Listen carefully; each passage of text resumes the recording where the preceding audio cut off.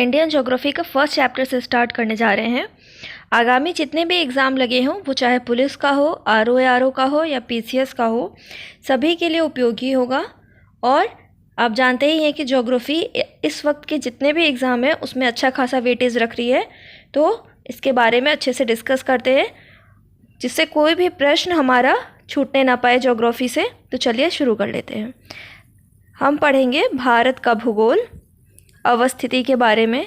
अगर आप लोगों को नोट्स या पीडीएफ चाहिए होगी तो आप कमेंट बॉक्स में बताइएगा, वो दे देंगे। लेकिन अभी हम ऐसे ही पढ़ेंगे, कोई नोट्स की सहायता से नहीं पढ़ेंगे, सिर्फ लिख के पढ़ेंगे। भारत के भूगोल में पहले जो सामान्य परिचय की बात करते हैं उसमें सबसे पहले बात आती है कि भारत के जो विभिन्न नाम हैं वो किसने किसने दिए। तो पहली बात, भारत को हिंदुस्तान नाम किसने दिया? कौन सा नाम? हिंदुस्तान नाम। हिंदुस्तान नाम दिया था ईरानियों ने। किसने? ईरानियों ने, या इसको ऐसे कर सकते हैं पारसियों ने। ठीक है, पारसियों ने। और एक इंडिया है, बहुत फेमस नाम, इंडिया। तो इंडिया किसने दिया? यूनानियों ने। ये लास्ट में या लगा हुआ है तो इससे आप याद रख सकते हैं कि इंडिया नाम दिया था यूनानियों ने। और बात करें कि जो बौद्ध ग्रंथ हैं, बौद्ध ग्रंथ, बौद्ध ग्रंथों में इंडिया को कहा गया है जम्बू द्वीप।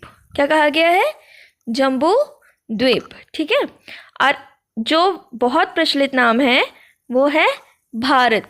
तो भारत नाम जो है वो कहाँ सबसे पहले मिलता है? तो भारत नाम सबसे पहले मिलता है पुराणों में। और पुराणों में भी कौन सा पुराण? वायु पुराण।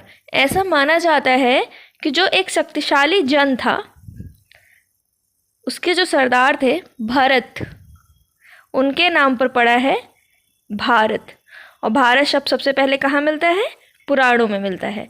तो ये हो गई नामांकन की बात। ठीक है।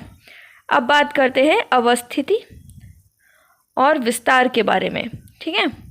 तो अगर पूछा जाए कि भारत की आकृति कैसी है, सभी लोग जानते होंगे भारत की आकृति है चतुष्कोणीय। ठीक है। भारत किस गोलार्ध में स्थित है? तो भारत स्थित है उत्तरी पूर्वी गोलार्ध में। किस गोलार्ध में? उत्तरी पूर्वी गोलार्ध में। कैसे? देख लेते हैं। ये ग्लोब है, ये ग्लोब है ना। ठीक है। तो भारत की अवस्थिति क्या है? ये है उत्तरी पूर्वी गोलार्ध में। ठीक है। और भारत की स्थिति की बात हो गई। और भारत का अब विस्तार देख लेते हैं, उत्तर से दक्षिण विस्तार कितना है। तो भारत का उत्तर से दक्षिण विस्तार जो है वो है 3214 किलोमीटर। और भारत का पूरब से पश्चिम विस्तार, कौन सा? पूरब से पश्चिम विस्तार कितना है? 2933 किलोमीटर। भारत का उत्तर से दक्षिण विस्तार 3214 किलोमीटर और पूरब से पश्चिम विस्तार कितना है? 2933 किलोमीटर। और भारत की अगर जलवायु की बात करें तो भारत की जलवायु कैसी है?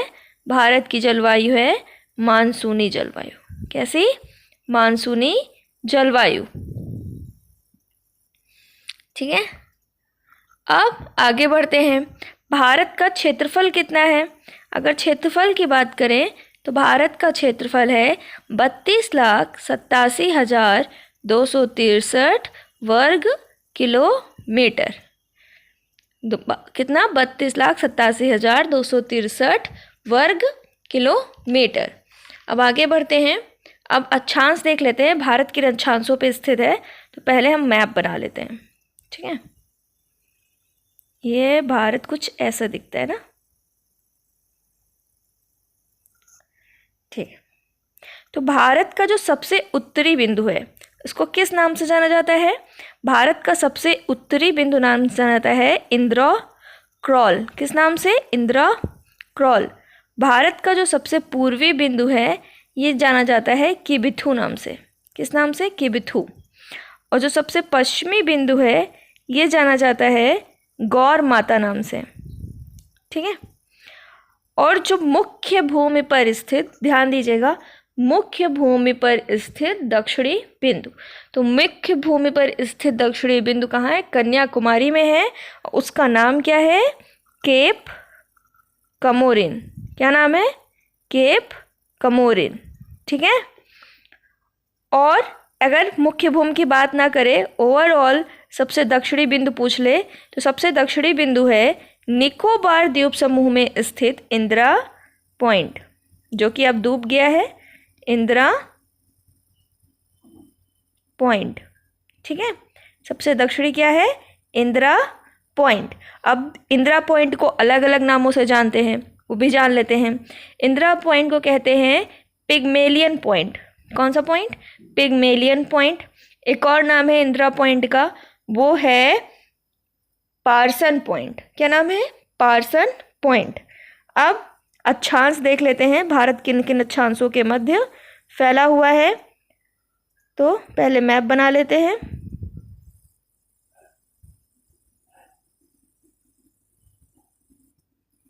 ये रफली मैप बना लिया। ठीक है। तो जो भारत का ऊपरी अक्षांश है, ठीक है, कितना है? भारत का उत्तरी अक्षांश है 37 डिग्री 6 मिनट का। भारत का सबसे उत्तरी अक्षांश 37 डिग्री 6 मिनट का। भारत का पूर्वी अक्षांश 97 डिग्री 25 मिनट। और भारत का पश्चिमी अक्षांश कितना है? 68 डिग्री 7 मिनट। कितना? 68 डिग्री 7 मिनट। और मुख्य भूमि पर जो स्थित है सबसे दक्षिणी अक्षांश, जिस बिंदु को हम क्या कहते हैं? केप कमोरिन, वो कितना है? 8 डिग्री 4 मिनट। लेकिन जो ओवरऑल से सबसे दक्षिणी बिंदु है, जो निकोबार द्वीप में स्थित है, जिसे इंदिरा पॉइंट, पार्सन पॉइंट या पिग्मेलियन पॉइंट के नाम से जाना जाता है, उसका अक्षांश कितना है? 6 डिग्री 45 मिनट। कितना? 6 डिग्री 45 मिनट। तो सबसे उत्तरी बिंदु कौन सा है? इंदिरा कॉल। सबसे उत्तरी अक्षांश 37 डिग्री 6 मिनट। सबसे पूर्वी बिंदु किबिथु, अरुणाचल प्रदेश में स्थित है, अक्षांश 97 डिग्री 25 मिनट। और सबसे पश्चिमी बिंदु, जिसे गौर माता कहते हैं, वहाँ का अक्षांश क्या है? 68 डिग्री 7 मिनट। और मुख्य भूमि पे स्थित जो दक्षिणी बिंदु है, उसका अक्षांश है 8 डिग्री 4 मिनट। और जो निकोबार द्वीप पे स्थित है भारत का सबसे दक्षिणतम बिंदु, उसका अक्षांश है 6 डिग्री 45 मिनट। कितना? 6 डिग्री 45 मिनट। जो उस पॉइंट को क्या कहते हैं? इंदिरा पॉइंट कहते हैं, पार्सन पॉइंट कहते हैं, या पिग्मेलियन पॉइंट कहा जाता है। तो चलिए अब आगे बढ़ते हैं। इतनी बात हो गई भारत के बारे में। अब बात करते हैं कर्क रेखा की। किसकी? कर्क रेखा की। तो कर्क रेखा किन किन राज्यों से होकर गुजरती है? कर्क रेखा भारत के बीचों बीच से गुजरती है। कर्क रेखा का अक्षांश क्या है? 23.5 डिग्री। कितना? 23.5 डिग्री, या 23 डिग्री 30 मिनट भी कह सकते हैं, 23.5 डिग्री। ठीक है। तो पहले जो कर्क रेखा है वो गुजरती है गुजरात से, फिर गुजरती है राजस्थान से, फिर गुजरती है मध्य प्रदेश से, फिर झारखंड से, और फिर छत्तीसगढ़ से। उसके बाद वेस्ट बंगाल से, और यहाँ पे 2 छोटे छोटे राज्य हैं भारत के, 7 सिस्टर्स में आते हैं। एक है त्रिपुरा, दूसरा है मिजोरम। त्रिपुरा और मिजोरम। तो कर्क रेखा कितने राज्यों से गुजरती हैं? तो कर्क रेखा 8 राज्यों से गुजरती है। राज्यों के नाम सबसे पहले है गुजरात, फिर राजस्थान, फिर मध्य प्रदेश, फिर झारखंड, फिर छत्तीसगढ़, फिर वेस्ट बंगाल, त्रिपुरा और मिजोरम। ठीक है। ये हो गई कर्क रेखा की बात। कर्क रेखा के बाद एक और रेखा हमें पढ़नी है, वो रेखा है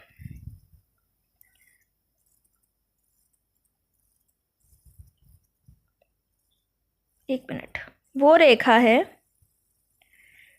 भारत की मानक समय रेखा। तो भारत की मानक समय रेखा गुजरती है ऐसे कुछ। ये कितने डिग्री अक्षांश पे है? 82.5 डिग्री। कितना? 82.5 डिग्री पूर्वी देशांतर। 82.5 डिग्री पूर्वी देशांतर पर स्थित है भारत की मानक समय रेखा।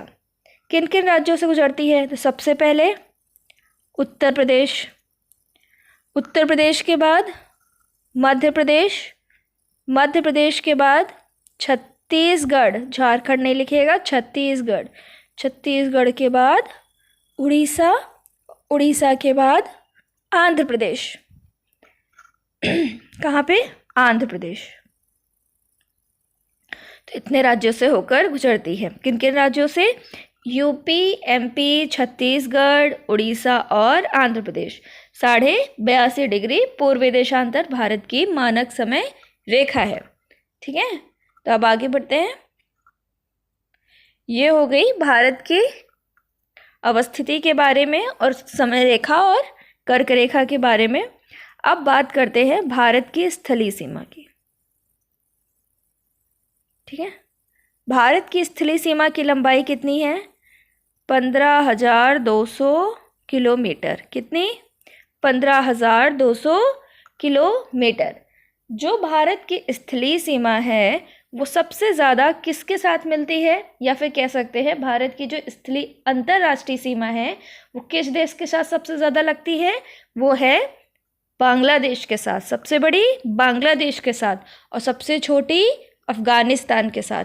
सबसे छोटी किसके साथ लगती है? अफ़गानिस्तान के साथ। तो ठीक है, अंतर्राष्ट्रीय सीमा रेखाएं देख लेते हैं, इम्पॉर्टेंट है। अंतर्राष्ट्रीय सीमा रेखाओं की लंबाई सबसे लंबी कौन सी है? बांग्लादेश के साथ ना। बांग्लादेश की सीमा रेखा को किस नाम से जाना जाता है? पहले तो ये जान लेते हैं। इसको कहते हैं परिचालन शून्य रेखा। किस रेखा के नाम से? परिचालन शून्य रेखा। भारत के कितने राज्यों से लगती है? 5 राज्यों से लगती है। कौन कौन से हैं? पहला तो है पश्चिम बंगाल, है ना।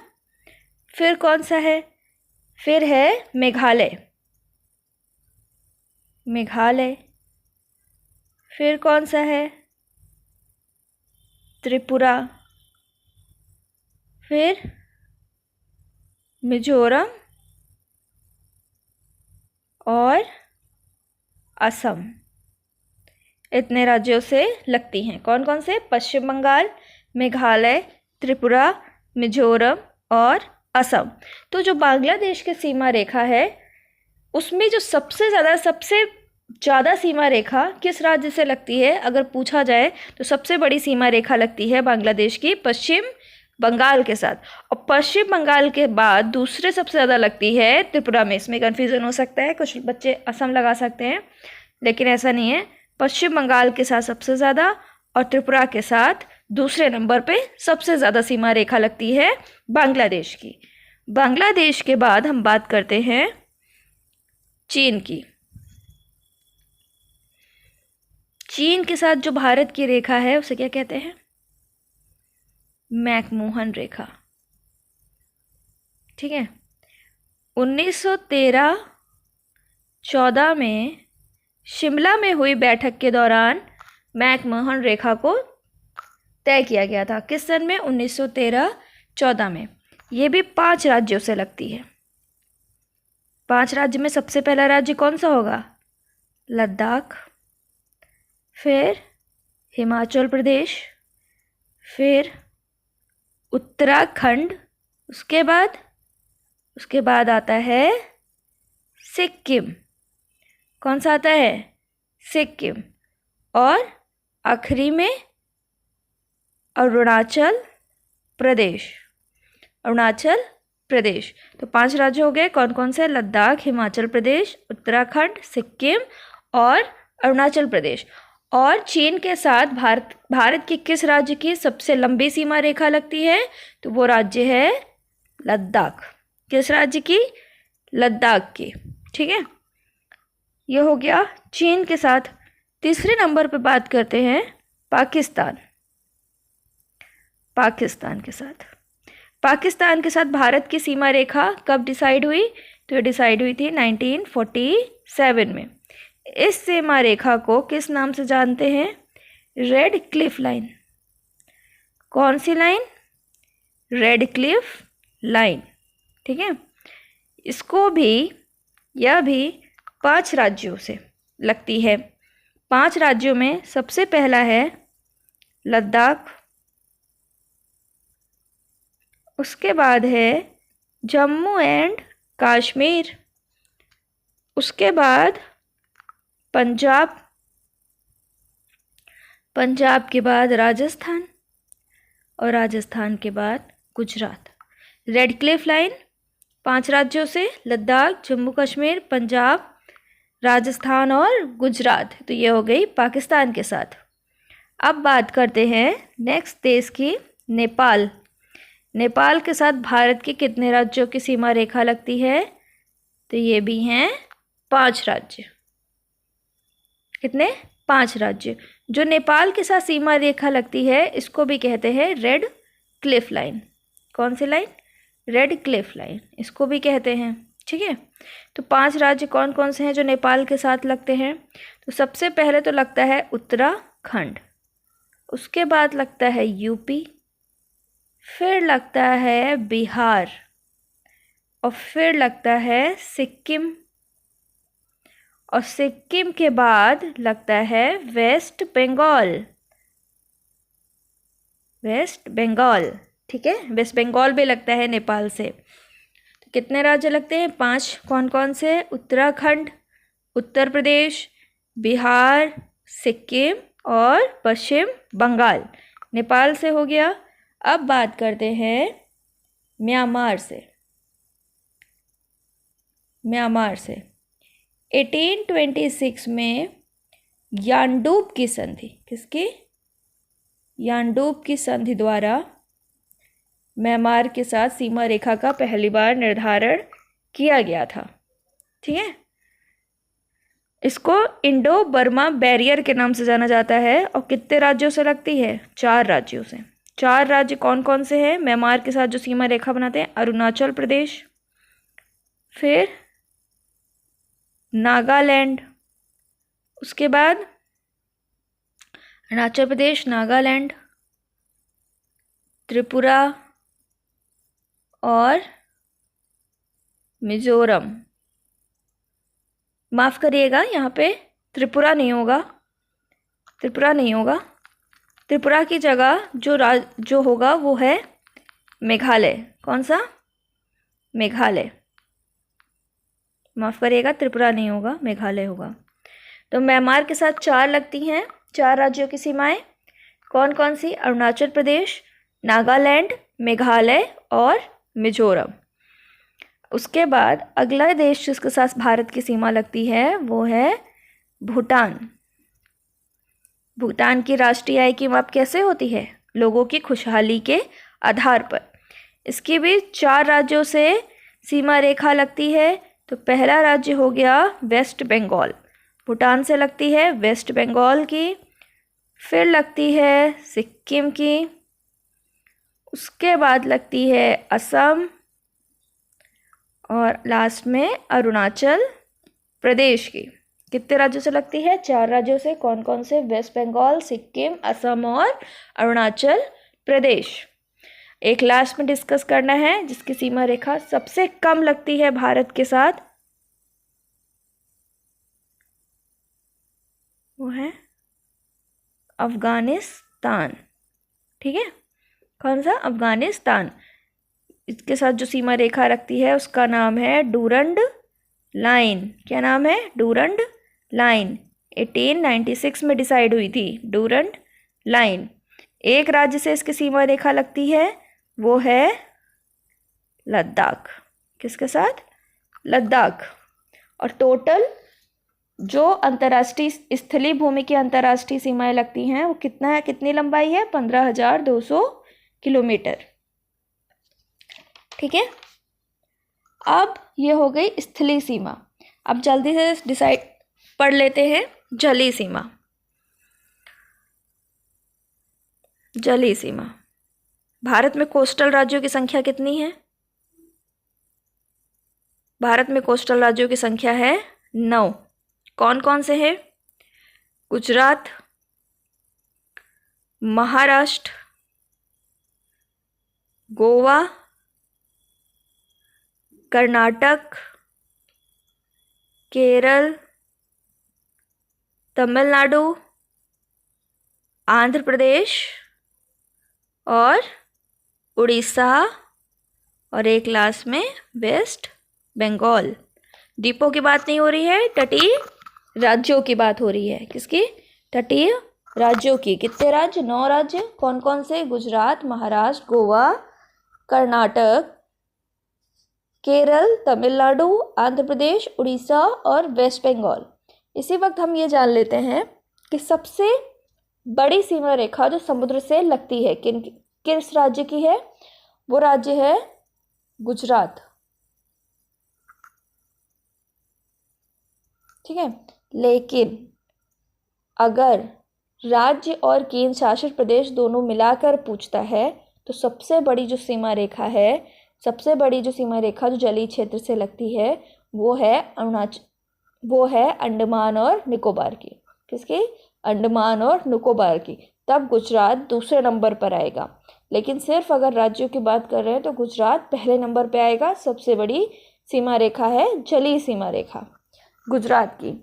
ठीक है। गुजरात के बाद दूसरे नंबर पर आता है आंध्र प्रदेश। आंध्र प्रदेश के बाद आता है तमिलनाडु। तमिलनाडु के बाद आता है महाराष्ट्र। कौन सा? महाराष्ट्र। और महाराष्ट्र के बाद आता है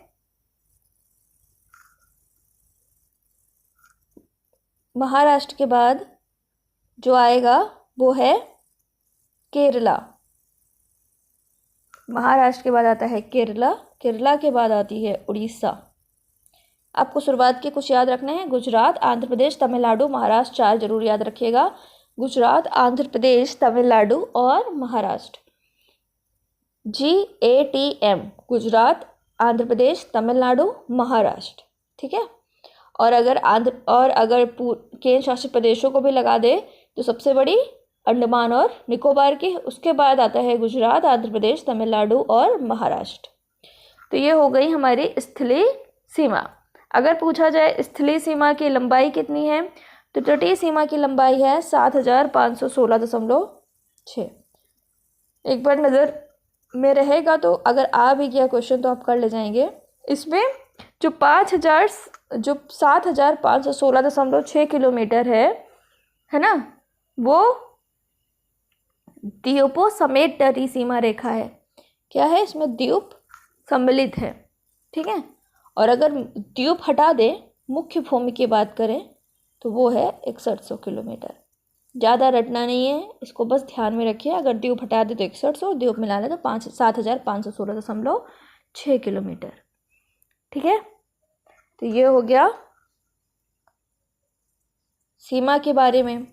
अब कुछ चैनल या फिर जो अलग करते हैं चैनल उनके बारे में देख लेते हैं। तो सबसे पहला जो चैनल हम साउथ टू नॉर्थ डिस्कस करेंगे। कैसे? South to north. ठीक है। तो इंडोनेशिया का एक द्वीप है जिसका नाम है सुमात्रा। क्या नाम है? सुमात्रा।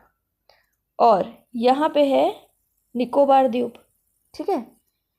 तो सुमात्रा और निकोबार द्वीप के मध्य जो चैनल है उसका नाम है